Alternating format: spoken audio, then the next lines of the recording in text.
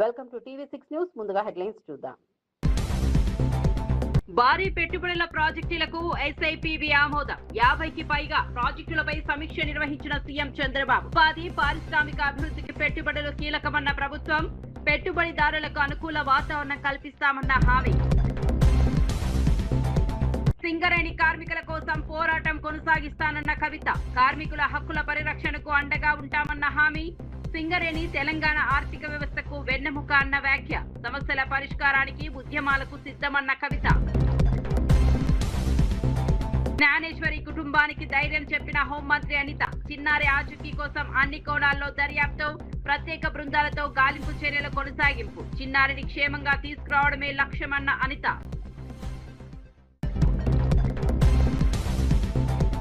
రాజకీయ కక్షతోనే బాల్కసుమన్ అరెస్ట్ అన్న బీఆర్ఎస్. చెంచల్గూడ జైలులో బాల్కసుమన్ ను పరామర్శించిన నేతలు. ప్రజా సమస్యలపై మాట్లాడినందుకే వేధింపులన్న ఆరోపణ. బాల్కసుమన్ కు పార్టీ పూర్తి మద్దతు ప్రకటించిన బీఆర్ఎస్. సాయి కృష్ణ కేసును నీరుగార్చే కుట్ర జరుగుతోందన్న అవినాష్. బాధిత కుటుంబానికి న్యాయం చేయాలని డిమాండ్. పూర్తి స్థాయి దర్యాప్తు జరపాలన్న వైఎస్ఆర్సీపీ నేత. నిజాలు వెలుగులోకి వచ్చే వరకు పోరాటం కొనసాగుతుందన్న అవినాష్.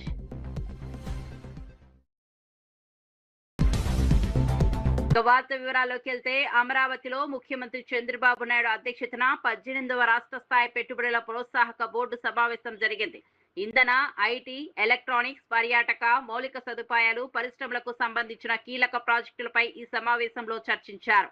రాష్ట్రానికి భారీ పెట్టుబడులు తీసుకురావడమే లక్ష్యంగా 50కి పైగా ప్రాజెక్టులకు ఆమోదం తెలిపే అంశంపై సమగ్రంగా సమీక్ష నిర్వహించారు.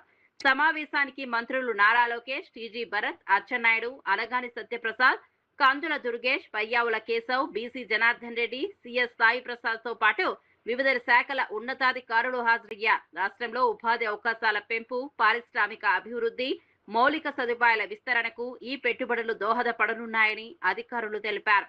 పెట్టుబడిదారులకు అనుకూల వాతావరణం కల్పించేందుకు ప్రభుత్వం కట్టుబడి ఉందని తెలిపారు.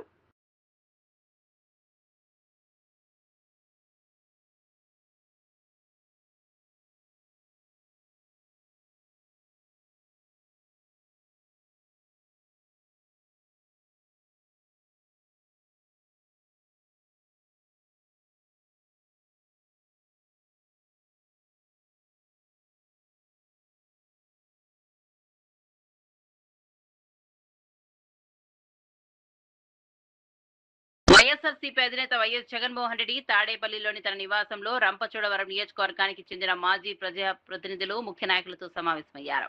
ఈ సందర్భంగా పార్టీ బలోపేతం, భవిష్యత్ కార్యాచరణ, స్థానిక రాజకీయ పరిస్థితులపై విస్తృతంగా చర్చించారు.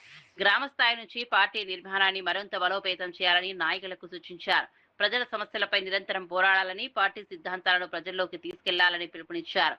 కూటమి ప్రభుత్వ విధానాలపై ప్రజల్లో అవగాహన కల్పించాలని పేర్కొన్నారు. రాబోయే రాజకీయ పరిణామాలను దృష్టిలో ఉంచుకొని సమన్వయంతో పనిచేయాలని నాయకులకు సూచించారు. నియోజకవర్గంలో పార్టీ కార్యకలాపాలను మరింత చురుకుగా నిర్వహించాలని జగన్ దిశా నిర్దేశం చేసినట్లు సమాచారం. తర్వాత చెత్తబుట్టలో పట్టేసేవాళ్ళు. అట్లాంటిది మొట్టమొదటిసారిగా ఎన్నికలప్పుడు మేనిఫెస్టో అంటూ ఒక మాట ఇస్తే ఆ మాట మీద నిలబడాలని, ఆ మేనిఫెస్టోను ఒక భగవద్గీత గాను, ఒక బైబిల్ గాను, ఒక ఖురాన్ గాను భావించి ఇంప్లిమెంట్ చేసి 99% హామీలను అమలు చేసిన పార్టీ ఏదైనా ఈ రాష్ట్రంలో కానీ దేశంలో కానీ ఎక్కడైనా ఉంది అని అంటే అది ఒక వైఎస్ఆర్సీపీ పార్టీ అని చెప్పి గర్వంగా కూడా చెప్పగలుగుతాం. మేనిఫెస్టో అన్నది ఆ మాదిరిగా క్రమం తప్పకుండా బడ్జెట్ సమావేశాలు పెట్టేటప్పుడే ఏ పథకం ఏ నెలలో ఇస్తాము అని చెప్పి కూడా క్రమం తప్పకుండా మళ్ళీ అది అమలు చేసిన పార్టీ కూడా ఎక్కడైనా దేశంలో ఉంది అని అంటే అది కూడా ఒక వైఎస్ఆర్సీపీ ప్రభుత్వం మాత్రమే. అంతగా ఏకంగా ఎప్పుడు కని విని ఎరగని విధంగా పరిపాలనలో మార్పులు కూడా తీసుకొచ్చు. మనం రాకమునుపు స్కూళ్ళు ఎలా ఉండేటివి, మనం వచ్చిన తర్వాత స్కూళ్ళు ఎలా మారాయి అన్నదానికి మీలో ఎవరికి మైక్ ఇచ్చినా కూడా నాకన్నా చక్కగా చెప్పగలుగుతారు. మనం రాకమునుపు హాస్పిటల్లో ఆరోగ్యశ్రీ పరిస్థితి ఎలా ఉండేది, మనం వచ్చిన తర్వాత హాస్పిటల్లో ఆరోగ్యశ్రీ పరిస్థితి ఎలా మెరుగైంది అన్నది నాకన్నా బాగా మీలో ఎవరికి మైక్ ఇచ్చినా కూడా నాకన్నా బాగా చెప్పగలుగుతారు. మనం రాకమునుపు వ్యవసాయం అన్నది రైతు ఎన్నెన్ని ఇబ్బందులు పడుతూ ఉన్నారు, మనం వచ్చిన తర్వాత రైతు ఏ విధంగా బాగుపడ్డాడు అన్నది నాకన్నా బాగా మీలో ఎవరికి మైక్ ఇచ్చినా కూడా చక్కగా చెప్పగలుగుతారు. మనం రాకమునుపు గ్రామ స్థాయిలో పరిపాలన అన్నది అందక, ఇంటికే వచ్చే పరిపాలనకైతే దేవుడు ఎరుగు, పరిపాలనలో అందక, ఏ పథకము అందక. ఆక్వా రంగంపై మాజీ ప్రభుత్వ విధానాలను విమర్శిస్తూ ఎంఏ షరీఫ్ తీవ్ర వ్యాఖ్యలు చేశారు. గత 5 ఏళ్లలో ఆక్వా రైతులను మోసం చేసి రంగాన్ని సంక్షోభంలోకి నెట్టారని ఆరోపించారు. ధరల సమస్యలపై కుల రాజకీయాలు చేయడం సరికాదని పేర్కొన్నారు. ఆక్వా రైతుల ప్రయోజనాల కంటే రాజకీయ లాభాలకే ప్రాధాన్యం ఇచ్చారని విమర్శించారు.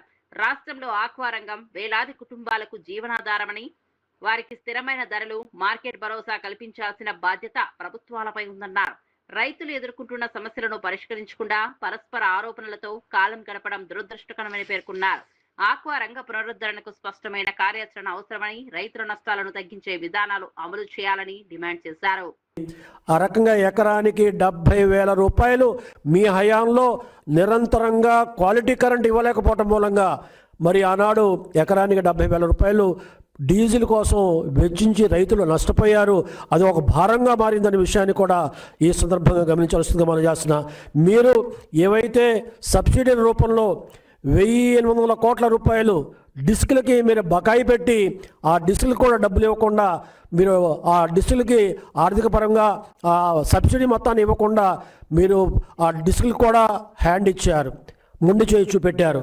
కాబట్టి ఈనాడు వైఎస్ఆర్సీపీ సర్కారులో మరి ఆనాడు 240 రూపాయలు మద్దతు ప్రకటించారు. కానీ అది 240 రూపాయలు ధర ఏదైతే మరి ఇది ఉందో, రొయ్యలు ఉన్నాయో దాన్ని 240 రూపాయలు ప్రకటించారు. కానీ అది కేవలం 210 రూపాయలకే మరి రైతులు దగ్గర మద్దతు ధర 240 రూపాయలు పెట్టినప్పుడు కూడా మీ హయాంలో కేవలం 210 రూపాయలకు కొని ఆ రకంగా కూడా మీరు మాట తప్పారు, మోసం చేశారని విషయాన్ని సందర్భంగా మనం చేస్తున్నా.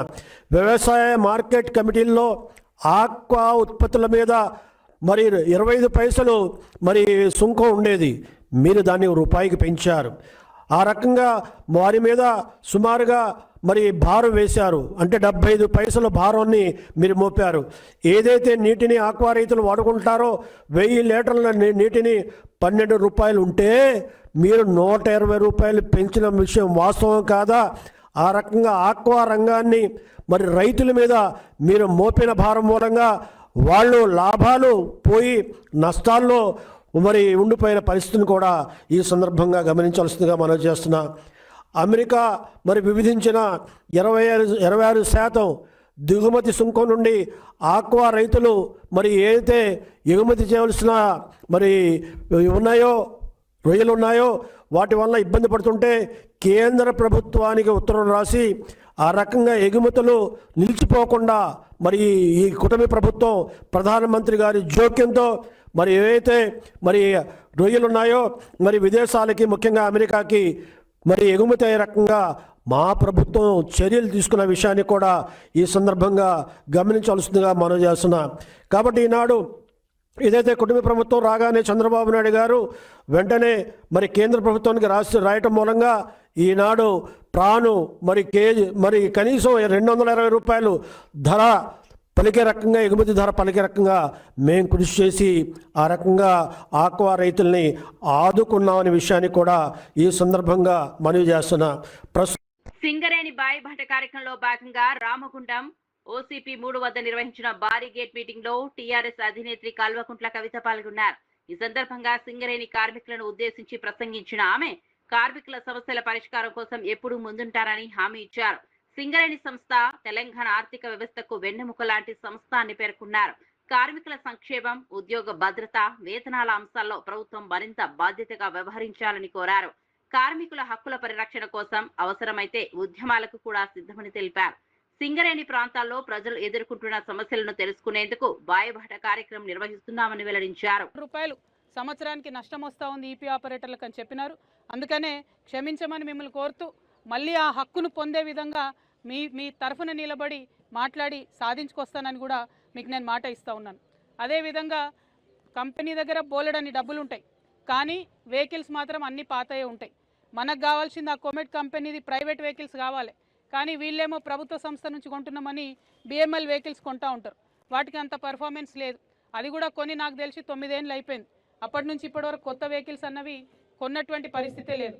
కాబట్టి కంపెనీని నేను డిమాండ్ చేస్తూ ఉన్నా, ఈపీ ఆపరేటర్స్ అంటే వాళ్ళకి ప్రాణ సంకటం ఉంటుంది.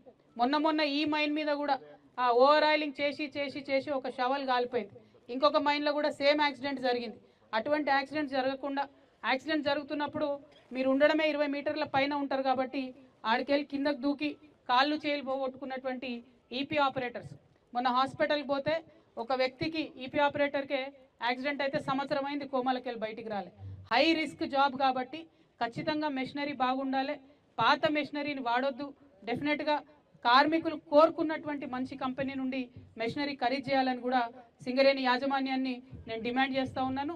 రేపటి నాడు మీ దయతోని హెచ్ఎంఎస్ గుర్తింపు సంఘంగా వస్తే ఖచ్చితంగా కొత్త మెషిన్స్ కొనడానికి మనకి ఏదైతే హైరింగ్ ప్రాసెస్లో స్టార్టింగే డి గ్రేడ్ నుండి చేస్తున్నారు, అట్లా కాకుండా పెద్ద గ్రేడ్ నుండి చేసుకొని హైరింగ్ టైం బౌండ్గా మనకు ప్రమోషన్స్ రావడానికి మా వంతుగా ప్రయత్నం చేస్తాం.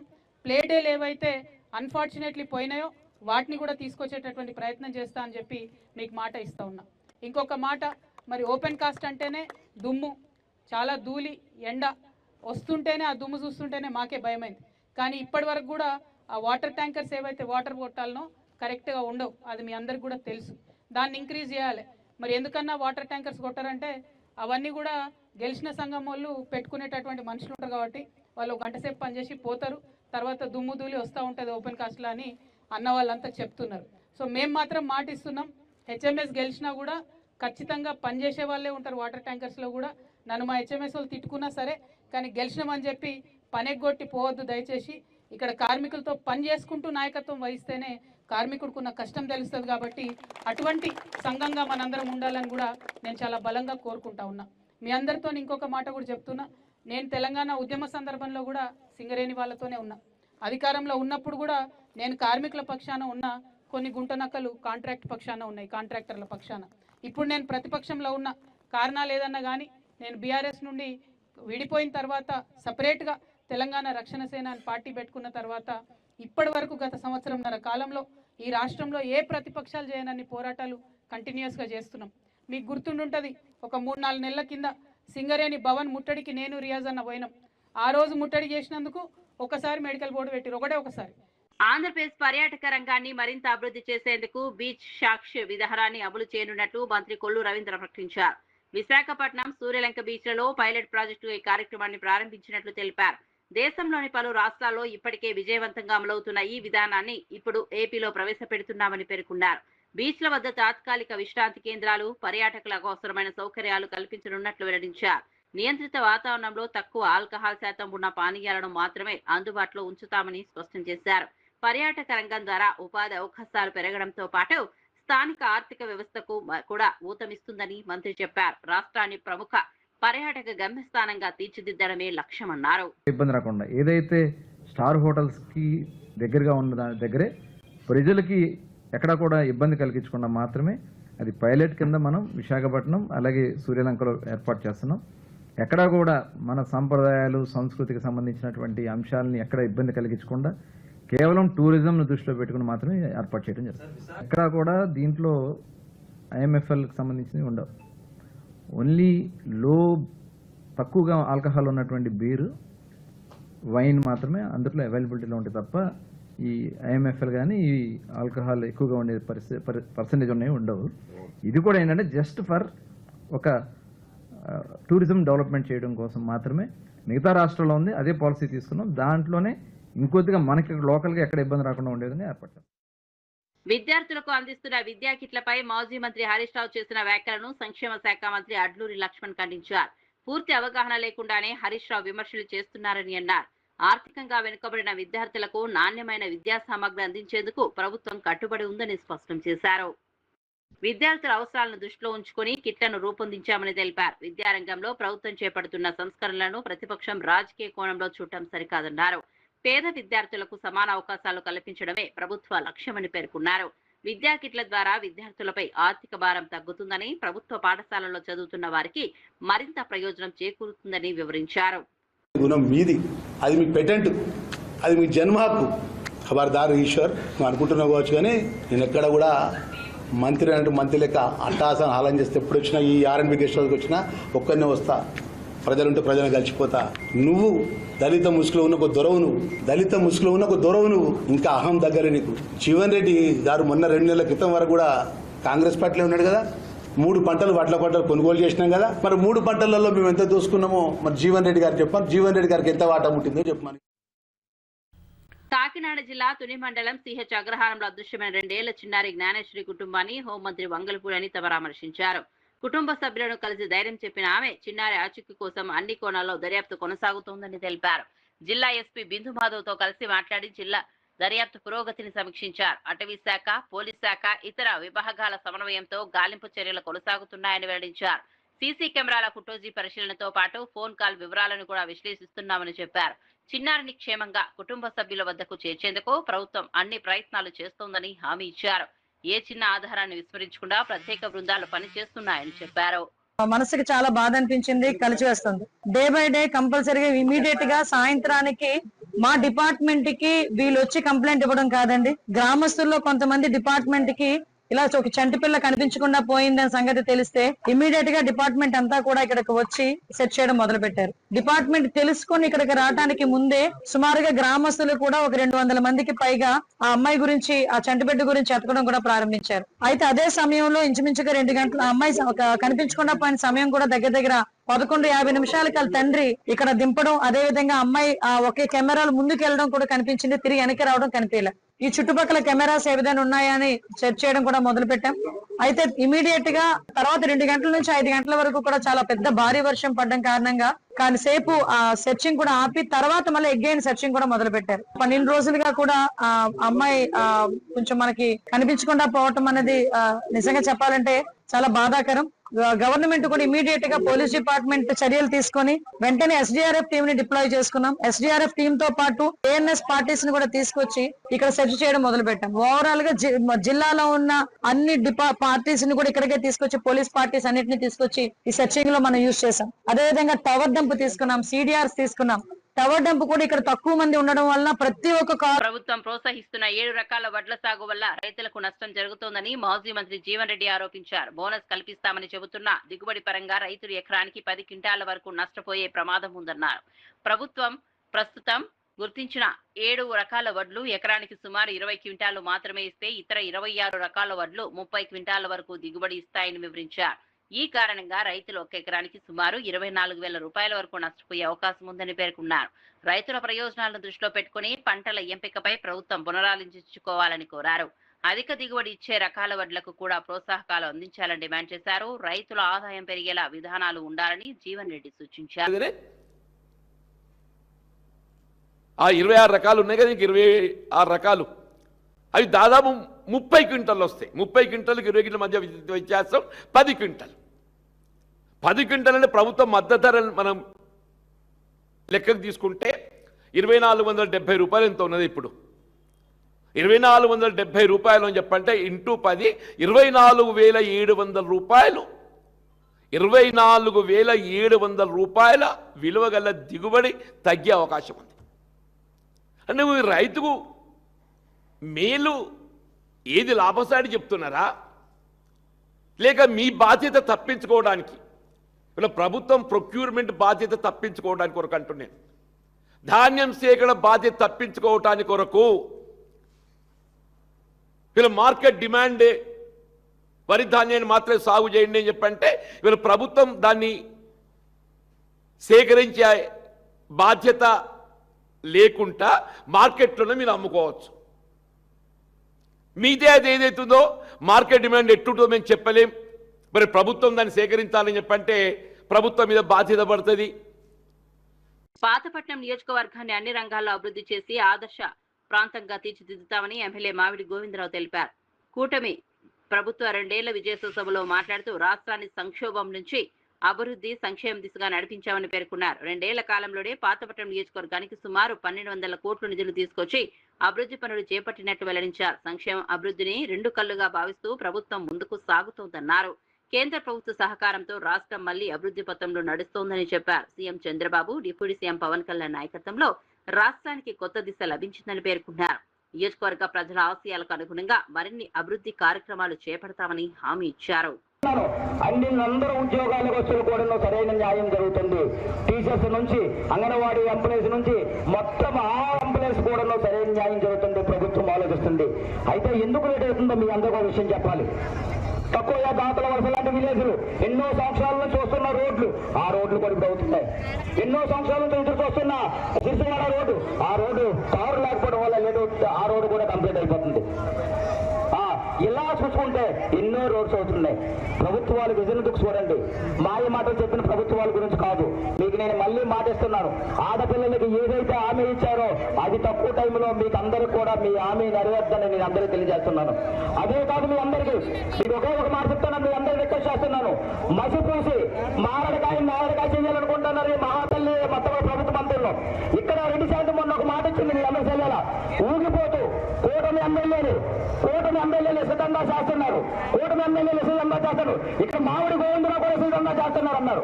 రైట్, ఆ పాయింట్ గా వద్దాం.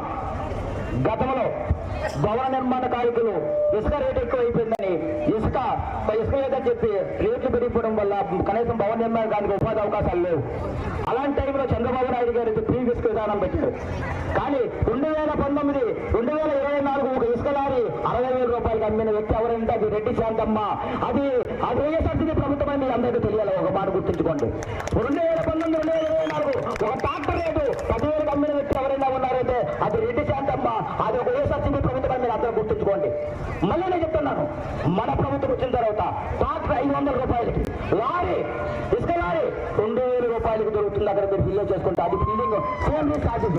బట్ దాని మీద 60,000 ఎక్కడ ఉంది, 60,000 ఎక్కడ ఉంది, 2,000 రూపాయలు ఎక్కడ ఉంది?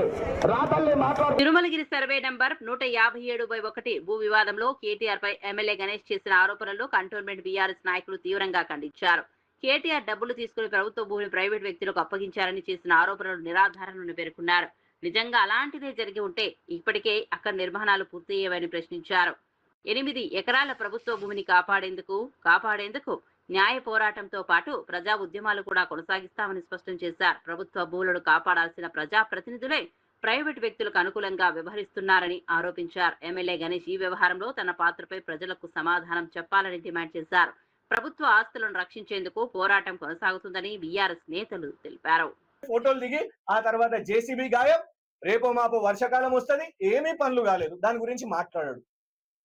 నిశ్శబ్దం. నీ డ్రామాలు ఎంత మంచిగా ఉంటాయో మాకు తెలుసు. మీ కాంగ్రెస్ నాయకులతోనే నన్ను చంపడానికి ప్రయత్నం చేస్తుర్రు, నాకు సెక్యూరిటీ కావాలి అని ఎంత పెద్ద డ్రామా చేసినావో మాకు తెలియదా? పెద్ద డ్రామా ఆర్టిస్ట్ శ్రీ గణేష్. నువ్వు ప్రజలకు పనికొచ్చే పని చేయి. నువ్వు ఖర్చు పెట్టిన 2,000 రూపాయలు వసూలు చేయాలని ఆ 8 ఎకరాల భూమిని అమ్మకు. ఇలా మేము ఛాలెంజ్ చేస్తున్నాం, బరాబ్బర్ చెప్తున్నాం 12 రోజుల నుంచి. ఇంకొకటి, ఇప్పుడు కేటీఆర్ గారి మీద ఆరోపణ చేసిండు. ఆరోపణ చేస్తే ఇప్పుడు అమ్ముడు పోయినోడు ఏం చేస్తాడు? అమ్ముడు పోయినోడు మాట్లాడాడు, కొట్లాడాడు. శ్రీ గణేష్ అదే చేసిండు. 10-12 రోజులు ఒక్క మాట మాట్లాడలే. కాంగ్రెస్ నాయకులు ఎవ్వరు వచ్చి బయటికి మాట్లాడలే. పాపం చూడండి, పెద్దలు వారు గతంలో కాంగ్రెస్ నుంచి పోటీ చేసిరు, ఇప్పుడు మార్కెట్ వైస్ చైర్మన్ గా కూడా ఉన్నారు. దేవుడు కాక వచ్చిండే అది ప్రభుత్వ భూమే అని చెప్పిండు. నువ్వు కూడా అది ప్రభుత్వ భూమి, నేను కొట్లాడతా, దాన్ని ప్రభుత్వ భూమిని. కృష్ణ ఘటనపై రాష్ట్ర ప్రభుత్వం వ్యవహరిస్తున్న తీరును వైఎస్ఆర్సీపీ నేత దేవినేని అవినాష్ తీవ్రంగా ఖండించారు. రాష్ట్ర వ్యాప్తంగా పేకాట క్లబ్బులు యథేచ్ఛగా నడుస్తున్నాయని, వాటికి అధికార పార్టీ నేతల మద్దతు ఉందని ఆరోపించారు. సాయి కృష్ణ కేసులో నిజాలు బయటకు రాకుండా ప్రభుత్వం ప్రయత్నిస్తోందనే అనుమానాలు ప్రజల్లో ఉన్నాయని పేర్కొన్నారు. చంద్రబాబు, పవన్ కళ్యాణ్ పోలీసు అధికారులతో సమావేశాలు నిర్వహించినా బాధిత కుటుంబానికి న్యాయం చేసే దిశగా స్పష్టమైన చర్యలు కనిపించడం లేదన్నారు. సిఐని సస్పెండ్ చేయడమే పరిష్కారం కాదని, అసలు ఘటనపై పూర్తిస్థాయి దర్యాప్తు జరిపి బాధ్యులను శిక్షించాలని డిమాండ్ చేశారు. బాధిత కుటుంబానికి న్యాయం జరిగే వరకు వైఎస్ఆర్సీపీ పోరాటం కొనసాగుతుందని అవినాష్ స్పష్టం చేశారు. మట్టి అక్రమంగా తరలిస్తుంటే ఏ ఒక్కరిగా మాట్లాడట్లేదు. అదేవిధంగా గంజాయి కానివ్వండి, తెలుగుదేశం పార్టీ నాయకులు కనుసైగలతోనే వాళ్ళ ఆధీనంలోనే ఈ యొక్క గంజాయి స్మగ్లింగ్ అని అన్ని గారు జరుగుతున్నాయి. దానికి ఈరోజు మొత్తం పోలీస్ వ్యవస్థ, విజయవాడ నగర పోలీస్ వ్యవస్థ వాళ్ళకి పూర్తిగా సహకరిస్తున్నారని చెప్పని ఈ యొక్క సందర్భంగా చెప్పుతున్నాను. నిర్మోహమాటంగా చాలా సందర్భాల్లో బయటికి గారు వచ్చింది, స్థానిక ఎంపీ మనుషులే ఈ గంజాయిలో కానివ్వండి, ప్యాకెట్లో కానివ్వండి వాళ్ళ మనుషులే ఉన్నారని చెప్పని బయటకు వచ్చింది. వాళ్ళ మీద ఎందుకు యాక్షన్ తీసుకోవట్లేదు, వాళ్ళ మీద ఎందుకు కేసు కట్టట్లేదు? చెంచల్గూడ జైల్లో రిమాండ్ ఖైదీగా ఉన్న మాజీ ఎమ్మెల్యే బాల్కసుమన్ ను మాజీ మంత్రులు సవితా ఇందారెడ్డి, శ్రీనివాస్ గౌడ్ పరామర్శించారు. ములాఖత్ ద్వారా ఆయన ఆరోగ్య పరిస్థితి, జైల్లో ఉన్న పరిస్థితులను తెలుసుకున్నారు.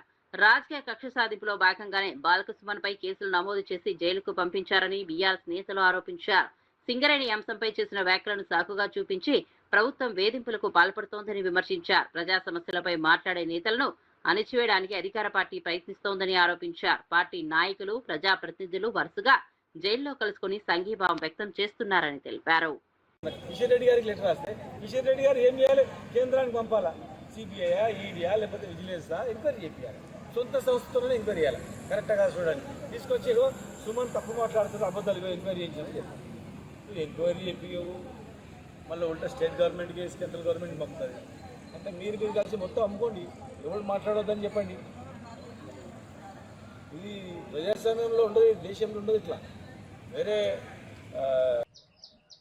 మాజీ మంత్రి వర్లు అట్లాగే నేను, నాతో పాటు అడ్వకేట్ గారు అందరు కలిసి సుమన్ గారిని కలవడానికి రావడం జరిగింది.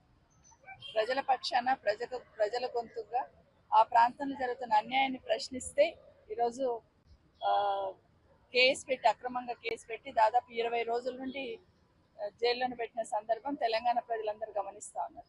సుమన్కి జైలుకి రావడం కొత్త ఏం కాదు. ఎందుకంటే తెలంగాణ మూమెంట్ అప్పుడు కూడా కేసీఆర్ గారితో పాటు ఉద్యమంలో స్టూడెంట్ లీడర్గా పార్టిసిపేట్ చేసి చాలాసార్లు తెలంగాణ ఉద్యమం కోసం కేసులైనవి, అవన్నీ కూడా భరించున్నారు తెలంగాణ రాష్ట్ర సాధనలో. ఈరోజు కూడా తనేం తప్పు చేసి కాదు కానీ ప్రజల కోసము, అక్కడున్న సింగరేణికి సంబంధించిన అక్కడి కార్మిక సోదరుల కోసం ప్రశ్నించినందుకు ఈరోజు సుమన్ని జైల్లో పెట్టేసి, కేసు పెట్టేసి ఈరోజు పెట్టిన సందర్భం తెలంగాణ ప్రజలు అన్ని గమనిస్తూ ఉన్నారు. ముఖ్యంగా సింగరేణిలో ఈ ప్రభుత్వం వచ్చినాక, రేవంత్ రెడ్డి గారి ప్రభుత్వం వచ్చినాక జరుగుతున్న అవినీతి అక్రమాల మీద ప్రశ్నిస్తున్నందుకు ఈరోజు తట్టుకోలేక జైలు పంపించినారు. ఇదే కాదు, మొన్న మున్సిపల్ ఎలక్షన్స్లలో, కేతన్పల్లి మున్సిపల్ ఎలక్షన్స్లలో కూడా మెజార్టీ వచ్చింది, ఎట్లాగైనా మెజార్టీని ఇచ్చేసి మళ్ళీ వాళ్ళ కోటాల్లో వాళ్ళ ఖాతాలో వేసుకోవాలి కాంగ్రెస్ పార్టీ అనే ఉద్దేశంతో ఆ రోజు కూడా ఒక కేసు పెట్టి లోపలికి పంపించిన సందర్భం చూస్తున్నాం. ఈరోజు సింగరేణిలో ఉన్న అక్కడున్న కార్మిక సోదరుల కోసం అక్రమాలు జరుగుతూ ఉన్నాయని ప్రశ్నిస్తున్న సందర్భంలో ఈరోజు మరొకసారి దాన్ని డైవర్ట్ చేయాలనే ప్రయత్నం ఈ రాష్ట్ర ముఖ్యమంత్రి గారు చేస్తున్నారని స్పష్టంగా అర్థమవుతుంది. ఈరోజు మేము అడుగుతున్నాం, బీఆర్ఎస్ పార్టీ తరఫున మేము అడుగుతున్నది ఏంటి? సింగరేణిలో అవినీతి జరుగుతుంది, అక్రమాలు జరుగుతూ ఉన్నాయని పాయింట్ టు పాయింట్ మాట్లాడుతున్నాం. నైని కోల్ బ్లాక్స్ టెండర్ నుండి మొదలు పెడితే మొన్న 40 లక్షల మెట్రిక్ టన్నులు కోల్ మాయమైంది, ఎక్కడ పోయిందని అడుగుతున్నాం. దాని గురించి సమాధానం చెప్పారు. ఇంచుమించు 1600 కోట్ల విలువైన కోల్ బొగ్గు మాయమైపోయింది, ఎక్కడ పోయింది అని అడుగుతున్నాం. దాని గురించి సమాధానం చెప్పారు. ఆ ఇష్యూని డైవర్ట్ చేయడానికి. అదే కాదు, అక్కడ డీజిల్ కుంభకోణం జరుగుతూ ఉంది, ఇంకా చాలా కుంభకోణాలు జరుగుతున్నాయి. అక్కడ ప్రతి ఒక్కటి ప్రశ్నిస్తే ఈరోజు దాదాపు 15,000 కోట్ల సంబంధించిన కుంభకోణం అక్కడ జరుగుతుంది. అది అక్కడ సింగరేణి కార్మికులకు సంబంధించిన కష్టానికి సంబంధించిన కష్టం. అది దానికి ప్రశ్నిస్తున్నందుకు ఈరోజు ఈ కేసు పెట్టి డైవర్ట్ చేయాలనే ప్రయత్నం చేస్తూ ఉన్నారు. ఇప్పుడే మాట్లాడుతుంటే సుమన్ చెప్తా ఉన్నారు, మర్డరర్ అని దాంట్లో రిమాండ్ రిపోర్ట్లో మర్డరర్ అని మెన్షన్ చేస్తున్నారట. అంటే ప్రజల హక్కుల కోసం, ప్రజల కోసం మాట్లాడుతూ ఉంటే హత్యా నేరం కూడా మోపుతారు అనేది ఇప్పుడే మొదటిసారి చూస్తూ ఉన్నాం. ఏది ఏమైనా తెలంగాణ ప్రజల కోసం, సింగరేణి సోదరుల కోసం, అక్కడున్న కార్మిక సోదరుల కోసం, వాళ్ళకి రావాల్సిన దానికోసం ఖచ్చితంగా వెనుక ఉంటారు. వాళ్ళు వెనుకుండడం జరుగుతుంది. ఈ ప్రభుత్వం చేస్తున్న అక్రమాలు బయటికి వెలికి తీసి వాటన్నిటిని నిర్ధారణ అయ్యేటట్టు ఖచ్చితంగా పోరాటం చేస్తాం. ఎన్ని కేసులు పెట్టినా భయపడేది లేదు. సుమన్కి మళ్ళీ బయటకు వచ్చిన తర్వాత మళ్ళీ వాటి మీద ప్రశ్నిస్తూనే ఉంటాం. అసలు బయటికి రాకూడదు, బెయిలే రాకూడదు అని స్పెషల్గా పీపీని అపాయింట్ చేశారట ఒక కేసులో. అంత శ్రద్ధ ముఖ్యమంత్రి గారు. అదే శ్రద్ధ ప్రజల మీద చూపించండి. అదే శ్రద్ధ అక్కడ అక్రమాల అన్యాయాలు జరుగుతున్నాయని చెప్తున్నాం సింగరేణిలో, దాని మీద దృష్టి పెట్టమని, అదే కాకుండా అక్కడున్న కార్మికుల సంక్షేమం కోసం ఆలోచించమని ఈ సందర్భంగా ముఖ్యమంత్రి గారిని కోరుతా ఉన్నాం. ఫ్రాన్స్ లో జరుగుతున్న G7 సదస్సు సందర్భంగా అమెరికా అధ్యక్షుడు డొనాల్డ్ ట్రంప్ కీలక వ్యాఖ్యలు చేశారు. ప్రధాని నరేంద్ర మోదీతో ద్వైపాక్షిక సమావేశం అనంతరం మీడియాతో మాట్లాడిన ట్రంప్ మోదీ నాయకత్వాన్ని ప్రశంసించారు. భారత్ పై ఎలాంటి దాడి జరిగినా అమెరికా అండగా నిలుస్తుందని స్పష్టం చేశారు. మోదీ నాయకత్వంలో భారత్ బలంగా ఎదుగుతోందని, రెండు దేశాల మధ్య వ్యూహాత్మక భాగస్వామ్యం మరింత బలోపేతం అవుతోందని పేర్కొన్నారు. ప్రపంచ భద్రత, ఆర్థిక అభివృద్ధి, వాణిజ్య రంగాల్లో భారత్ కీలక పాత్ర పోషిస్తోందని కొనియాడారు. అమెరికా భారత్ సంబంధాలు మరింత బలపడే దిశగా చర్చలు జరిగాయని వెల్లడించారు. Global maritime trade routes, including the Strait of Hormuz, and their safety is of utmost importance to us. Excellency, समझौते के लिए शांति के प्रयासों में आपने भरपूर प्रयास किया है. मुझे पूरा विश्वास है कि समझौते में सी फेरर की सुरक्षा भी सुनिश्चित होगी और उसको प्राथमिकता मिलेगी. Mr. President, you made tremendous efforts towards reaching this understanding and this agreement, and I'm confident that the issue of seafarers will receive the highest priority during the implementation of this agreement. Excellency, मैं फिर एक बार पश्चिम Asia में शांति बहाल कराने के आपके भरसक प्रयासों का मैं पूरी प्रशंसा करता हूं और आपका अभिनंदन करता हूं. Mr. President, once again, I deeply appreciate and I deeply commend your efforts in ensuring the restoration of peace and making efforts towards restoration of peace and stability in West Asia. Thank you very much. Thank you. Thank you. Thank you. Can you speak to the defense relationship between India and the United States? I think it's a great relationship. I can tell you this, without having a contract, we don't have a contract, you have to write contract. But if they were attacked, we would be there to help them. How is that? Is that a good statement? Okay, come here, man. If anybody attacks that man, we're going to be there. Now, if there's a new leader, I'm not sure about that. If there's a new leader, I don't know about that. But if they're attacked and he's the leader, we're going to be there to help. And we have, and I will say this, and everybody says it. I had a great meeting 3 weeks ago with President Xi of China. We have the strongest military in the world by far, and I built it in my first term, and we're using it in my second term, and they gave some of it away stupidly in Afghanistan, as you know, and they spent a lot on Ukraine, $350 billion, but we have the most powerful military in the world. Excellency, आप जानते हैं कि maritime trade की दुनिया में भारत के लाखों सी Ferrer आज दुनिया के अलग अलग समुद्र में अपनी सेवाएं दे रहे हैं, विश्व की प्रगति में बहुत बड़ा योगदान दे रहे हैं और मैं समझता हूं कि उनकी కోసం చూస్తూనే ఉండండి